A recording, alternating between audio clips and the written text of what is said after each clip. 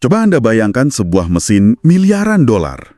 Desainnya sempurna, teknologinya tuh melampaui zaman, dan Anda memberinya pelumas paling mahal, bahan bakar yang paling premium. Mesin yang perawatannya luar biasa maksimal ya? Betul banget. Tapi masalahnya, setiap kali dihidupkan, mesin ini malah batuk-batuk, bergetar hebat, dan pada akhirnya mogok. Anda pasti bingung kan, kenapa bisa gitu? Padahal semua kebutuhan fisiknya udah dipenuhi tuh. Nah, iya. Karena ternyata ada satu komponen inti di dalam mesin itu yang sebenarnya nggak butuh bahan bakar cair. Dia itu butuhnya pembaruan perangkat lunak, pembaruan software. Dan itu sama sekali nggak pernah Anda berikan. Itu analogi yang sangat pas untuk menggambarkan potret anatomi manusia modern saat ini. Pertanyaannya, mengapa tingkat depresi, kehampaan, dan kegelisahan eksistensial kita justru ada di titik paling kritis dalam sejarah manusia? Karena ada software yang lupa kita perbarui tadi. Tepat. Jadi, di sesi bedah materi kita hari ini, kita akan membongkar sebuah kerangka pemikiran dari sumber yang lagi kita telusuri, yaitu deretan analisis mendalam dari Ustadz Adi Hidayat. Dan yang bikin bedah materi kali ini spesial, kita nggak akan ngomongin soal dogma buta atau sekedar hafalan ritual ya. Nggak sama sekali. Misi kita hari ini adalah membedah arsitektur teologi Islam atau akidah lewat pisau bedah logika dan rasionalitas yang sangat tajam. Pendekatan rasional ini tuh yang sering banget hilang dari perbincangan modern tentang iman. Ada semacam asumsi keliru bahwa kalau Anda mau jadi religius, Anda harus mematikan fungsi kritis otak Anda. Kayak menitipkan akal sehat di depan pintu sebelum masuk tempat ibadah gitu kan? Betul, seolah-olah iman dan akal itu musuhan. Padahal materi yang kita bedah ini justru mendemonstrasikan hal yang sebaliknya. Sistem teologi ini menantang manusia buat pakai nalar ke tingkat yang maksimal. Berarti nggak menuntut ketundukan buta ya? Enggak, sama sekali. Kita justru diajak menelusuri bagaimana keyakinan itu ngebangun argumen kausalitas, sebab dan akibat, langkah demi langkah, sampai akal kita tuh nggak punya pilihan lain selain bilang, oh iya, ini benar. Oke, mari kita mulai dari fondasi yang paling dasar. Sebelum kita bahas soal siapa itu Tuhan, ada pertanyaan yang sifatnya jauh lebih mekanis dari sumber kita ini. Mengapa manusia secara bawaan kayak punya keharusan biologis untuk nyari Tuhan? Teks ini memberikan penjelasan yang menarik banget. Mereka memecah anatomi manusia jadi 3 komponen yang saling ngunci. Ada jasmani, akal, dan roh. Jasmani itu fisik kita ya? Iya, mekanisme ketiganya ini krusial buat dipahami. Jasmani itu ibarat hardware atau perangkat keras kita. Dia butuh kalori, butuh protein. Lalu ada akal. Nah, akal ini prosesor kita. Yang menuntut asupan data dan ilmu pengetahuan kan? Betul banget. Masalahnya baru muncul di komponen ketiga, yaitu roh. Roh ini bertindak layaknya sistem operasi, operating system dari eksistensi manusia. Dan nutrisi bawaan untuk OS ini adalah agama atau dorongan spiritual. Jadi ketika manusia modern ngasih makan jasmani dan akalnya sampai overload, tapi rohnya dibiarin kelaparan, sistem operasinya mulai ngalamin glitch. Itu dia. Kehampaan eksistensial yang Anda rasakan atau yang kita bahas di awal tadi, itu bukan sekedar masalah psikologis biasa. Oh wow. Itu adalah manifestasi dari roh yang ngalamin malnutrisi akut. Kalau kita pakai analogi teknologi tadi, ini masuk akal banget sih. Jasmani butuh makanan fisik. Kalau Anda maksa tubuh makan batu, ya pencernaan hancur. Akal butuh data. Kalau diputus akses informasinya, kita jadi tumpul. Nah, aplikasikan logika itu ke roh. Berarti kalau roh kita secara bawaan mendambakan struktur spiritual, tapi kita malah ngasih makanan ringan, berupa validasi media sosial, materialisme ekstrim, atau paham yang saling bertabrakan. Rohnya akan keracunan. Persis. Ibarat Anda secara sadar menginstal malware ke dalam sistem operasi Anda sendiri. Konsekuensinya pasti merembet ke seluruh sistem dong. Pasti.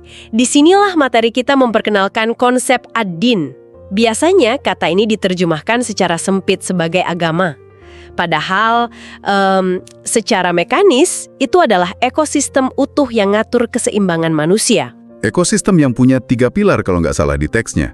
Teologis, ibadah, dan muamalah. Betul, muamalah itu interaksi sosial. Menariknya, teks ini nunjukin kalau ada hubungan sebab akibat yang sangat ketat di antara ketiganya. Kalau layer teologis Anda korup, misal, Anda secara nggak sadar menuhankan uang, maka layer sosial atau muamalah kita bakal ikut rusak. tepat. Interaksi sosial Anda bakal berubah jadi eksploitatif. Anda memanipulasi orang lain karena fondasi moralnya bertumpu pada sesuatu yang nggak stabil, yaitu uang tadi. Nah, cara kita bertransaksi di pasar atau di kantor, ini ngerombak total metafora klasik soal iman dan amal. Maksudnya metafora yang seperti apa tuh? Dulu kan kita sering dicekoki analogi yang agak klise. Kalau iman dan amal itu ibarat dua sayap burung. Jujur aja, buat saya itu terlalu puitis. Dan kurang ngasih gambar praktis ya? Iya, saya lebih suka kacamata software tadi.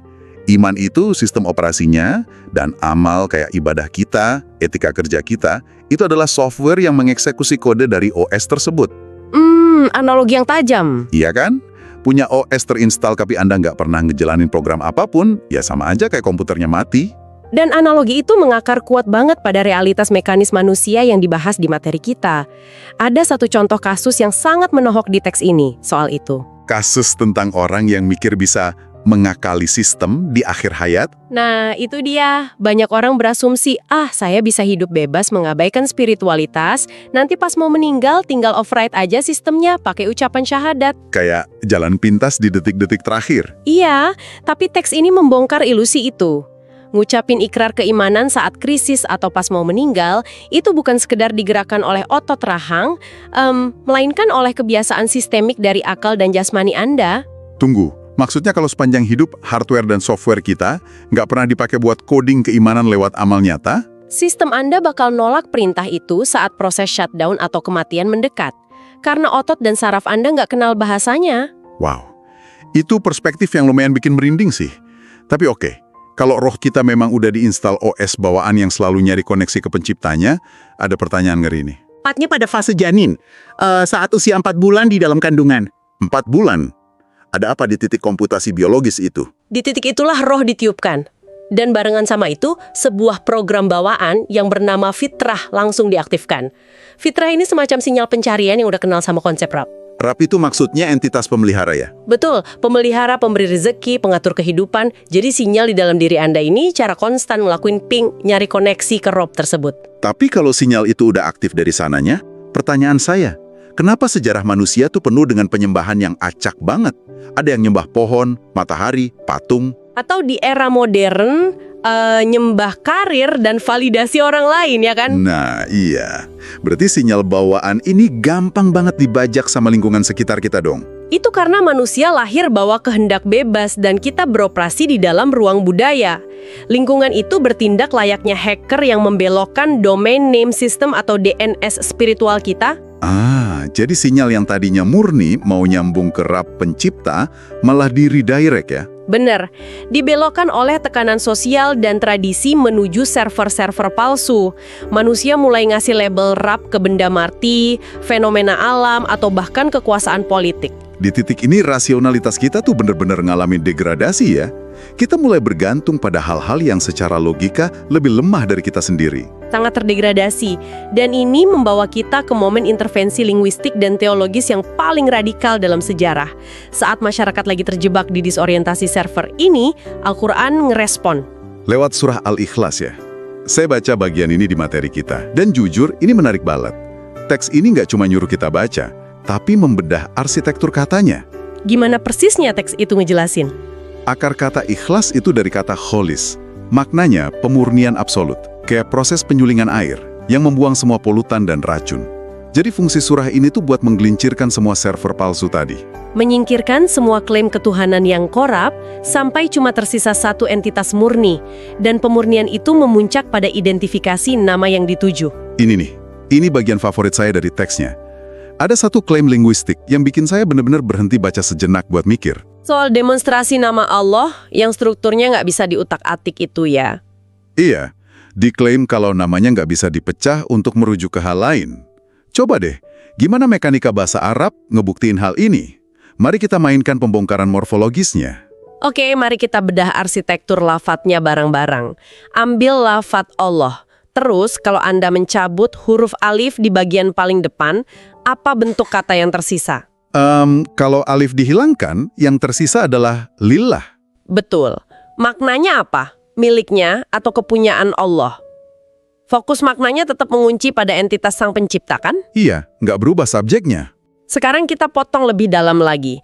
Hilangkan huruf lam yang pertama dari kata lillah itu. Tinggal apa sekarang? Tinggal lahu. Dan lahu bermakna baginya atau untuknya. Arah penunjukannya sama sekali nggak bergeser, tetap ke Tuhan yang tunggal. Nah, sekarang lakukan pemotongan sekali lagi. Cabut huruf lam berikutnya. Tersisa hu atau huwa. Yang secara harfiah berarti dia. Sebuah penunjukan mutlak pada esensi keberadaan absolut itu sendiri. Wow, jadi pembongkaran berlapis ini mendemonstrasikan kalau identitasnya tuh anti dekonstruksi ya? Tepat sekali.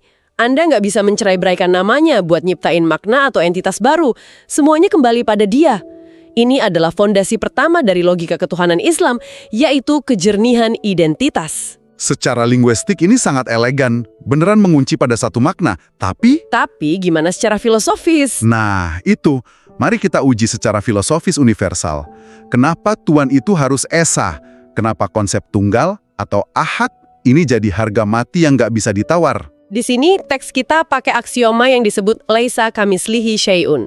Artinya, Sang Pencipta itu harus 100% secara biner berbeda dari apapun yang dia ciptakan. Logika matematisnya gimana tuh? Kalau pencipta punya satu aja kesamaan atribut sama yang diciptakan, batasan antara creator dan created langsung runtuh. Makhluk itu lahir, butuh ruang, berpasangan, dan bisa dihitung kan? Iya, semuanya terikat variabel waktu dan jumlah. Konsekuensi logisnya, entitas yang menciptakan ruang, waktu, dan angka nggak boleh tunduk pada variabel ciptaannya sendiri. Tuhan nggak boleh berpasangan, nggak boleh lahir, dan mutlak nggak boleh berjumlah lebih dari satu. Tunggu sebentar. Logika tunggal ini masuk akal kalau kita mikirnya pakai kacamata kekuasaan otokratis absolut. Tapi coba deh kita lihat realitas sistem efisien di dunia modern. Oke, silakan. Sistem pemerintahan yang sukses atau perusahaan multinasional raksasa itu justru menghindari kekuasaan terpusat di satu orang. Mereka membagi beban kerja. Saya tahu arah pembicaraan ini. Ya kan? Ada dewan direksi, ada spesialis keuangan, pakar teknis. Kenapa mendelegasikan tugas buat ngurus alam semesta yang super kompleks ini malah dianggap sebagai kelemahan bagi Tuhan? Kenapa nggak ada Tuhan divisi cuaca atau Tuhan divisi gravitasi? Argumen dewan direksi Anda itu logis banget. Tapi hanya kalau diterapkan pada entitas yang punya keterbatasan. Manusia ngebentuk dewan direksi justru karena satu orang CEO nggak punya kapasitas untuk ngurus semuanya sekaligus. Jadi delegasi itu lahir dari kelemahan ya? Persis. Delegasi adalah solusi buat nutupin kelemahan. Tapi definisi Tuhan menuntut kapasitas yang tak terbatas. Kalau entitas itu butuh bantuan, butuh partner, atau dalam istilah teksnya kufuwan ahad, berarti kapasitasnya terbatas. Dan sesuatu yang terbatas secara otomatis gugur dari status Tuhan. Benar. Lebih dari itu, materi kita membenturkan argumen banyak Tuhan ini dengan realitas fisika. Ada konsep yang namanya lavase data. Kalau saya nggak salah tangkap, itu mengarah pada keruntuhan kosmik. Tepat. Coba Anda bayangkan ada dua entitas dengan kehendak bebas dan kekuasaan absolut. Gak usah banyak-banyak, dua aja. Pada satu titik probabilitas, kehendak mereka pasti bersilangan. Satu pengen bikin hujan, satu pengen kemarau di tempat yang sama gitu ya. Atau di level makro, satu pengen mengekspansi alam semesta, yang satu lagi pengen ngontraksi. Kalau itu terjadi, hasilnya bukan sekedar cuaca buruk atau ganti kebijakan kayak di perusahaan. Yang terjadi adalah robeknya hukum fisika dasar. Betul. Keteraturan orbit galaksi, presisi gravitasi yang nahan Anda duduk di kursi saat ini, itu adalah bukti empiris dari berlakunya satu kehendak tunggal yang gak terbantahkan. Kalau ada dualisme kehendak absolut, yang terjadi adalah anihilasi atau kehancuran total. Wow, itu pendekatan deduktif yang benar-benar ketat. Terus, gimana pisau logika anti kontradiksi ini dipakai untuk membongkar atau menelanjangi konsep ketuhanan lain yang udah berurat akar di masyarakat? Untuk itu, teks ini masuk ke variabel berikutnya, yaitu asyamat, Tuhan sebagai satu-satunya pusat ketergantungan yang valid. Secara logis, tempat kita bergantung emang harus punya kendali penuh atas realitas dong. Nah, dari premis ini, teks menyajikan metafora dari surah Al-Hajj yang menghancurkan nalar penyembahan berhala. Ini tuh bukan sekedar kritik budaya loh, tapi demonstrasi disonansi kognitif yang brutal banget. Oh, ini soal analogi lalat itu ya? Coba deh kita bayangin proses psikologis seorang pemahat patung. Boleh, gimana prosesnya? Dia ngambil batu, terus dia pahat pakai tenaga dia sendiri. Dia yang ngasih bentuk, dia yang mendirikan patung itu supaya nggak rubuh. Secara hierarki penciptaan, si pemahat ini sebenarnya Tuhan bagi patung itu, karena dia yang ngasih eksistensi kan. Secara teknis ya. Tapi terus entah gimana akal sehatnya ngalamin korsleting. Dia malah sujud ke batu yang baru aja dia bikin, minta keselamatan dari sesuatu yang bahkan nggak bisa nyelamatin dirinya sendiri kalau didorong jatuh. Dan sindiran di teks itu bahkan jauh lebih mikro dari sekedar didorong jatuh. Gimana tuh? Jangankan nahan gravitasi, seandainya ada seekor lalat kecil hinggap di hidung patung agung yang lagi disembah itu, dan lalat itu merampas sesuatu dari si patung itu nggak punya kapasitas mekanis sedikit pun untuk sekedar menepis si lalat.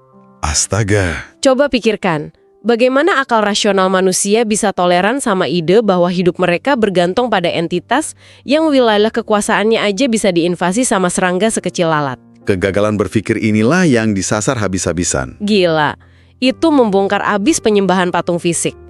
Tapi materi ini kan juga berhadapan sama konsep teologi yang lebih rumit ya. Kayak mempertuhankan manusia berdasarkan keajaiban kelahirannya. Betul. Ini menyentuh prinsip lam yalid walam yulad, bahwa Tuhan itu tidak beranak dan tidak diperanakan. Di sini saya lihat teksnya pakai hukum silogisme yang konsisten banget. Kan ada klaim historis yang mempertuhankan sosok manusia, kayak Nabi Isa misalnya, karena keajaiban beliau lahir tanpa ayah biologis. Teks ini langsung menantang parameter logika tersebut. Kalau premis mayor Anda adalah keajaiban lahir tanpa ayah sama dengan bukti ketuhanan, maka logika nuntut Anda buat nerapin premis ini secara universal. Yang secara otomatis ngebawa kita ke eksistensi Adam, ya kan? Tepat sekali. Adam itu tidak punya ayah dan bahkan tidak punya ibu. Dia diekstraksi dari ketidakadaan biologis. Secara matematis, tingkat keajaiban penciptaan Adam itu berkali-kali lipat lebih besar dibanding kelahiran tanpa ayah aja. Tapi, apa ada kelompok rasional yang mempertuhankan Adam? Nggak ada. Nah, berarti parameter yang bilang keajaiban lahir sama dengan Tuhan, itu adalah parameter yang cacat secara logis. Itu adalah bantahan komparatif yang langsung meruntuhkan fondasi argumen mereka seketika. Tapi orang seling mencari pembenaran lain. Oke, mari kita dorong argumen ini lebih jauh lagi. Lepasin soal keajaiban lahir. Gimana dengan manuver tokoh-tokoh ini terhadap hukum fisika?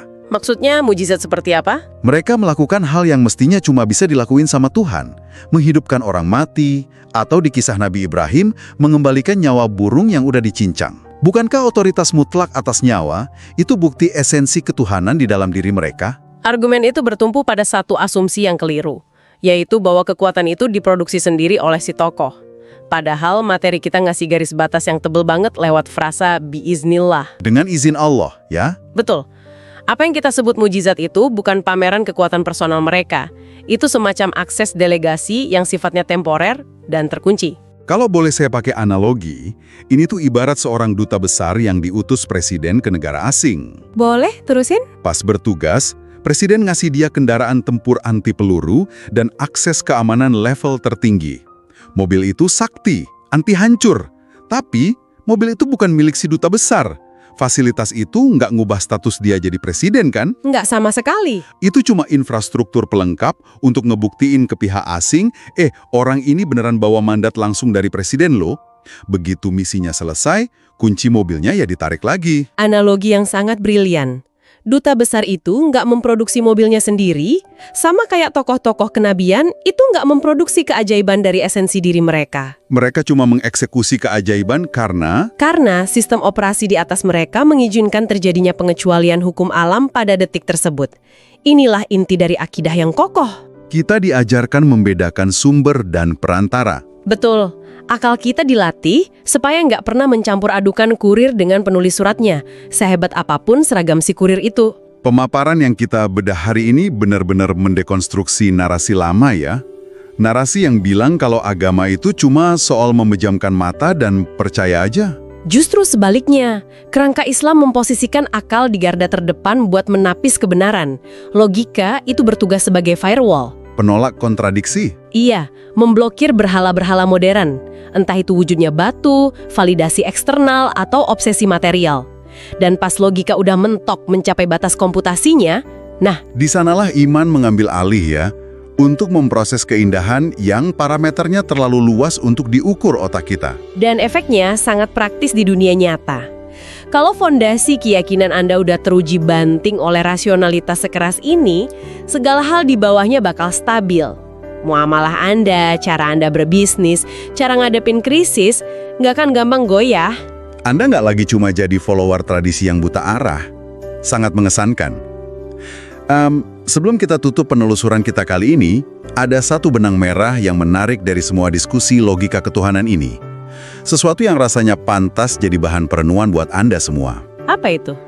Kalau akal rasional kita dengan sangat tegas nuntut adanya kesempurnaan mutlak entitas ahad yang mengatur miliaran galaksi dengan presisi tinggi, yang ngedesain sistem operasi roh kita, lalu muncul satu anomali psikologis yang ironis banget dalam hidup kita. Persis. Kalau kita logisnya yakin ada arsitek agung yang ngontrol semua keteraturan itu, kenapa ya pas hari Senin pagi, ngadepin tumpukan email atau masalah finansial, kita sering banget disergap rasa panik yang luar biasa? Kayak ngerasa seluruh beban alam semesta ini ada di pundak kita sendiri. Nah, ini bawa kita pada satu pertanyaan reflektif. Apakah Anda dan saya benar-benar udah menggantungkan hidup kita pada keteraturan kosmik tersebut? Atau jangan-jangan? Jangan-jangan, lewat semua kecemasan dan stres yang mematikan itu, kita diam-diam lagi ngangkat diri kita sendiri sebagai Tuhan kecil yang merasa harus ngontrol setiap keping masa depan kita yang nggak pasti. Sesuatu buat Anda bawa pulang, renungkan, dan proses malam ini. Terima kasih udah nemenin diskusi kita hari ini. Sampai jumpa.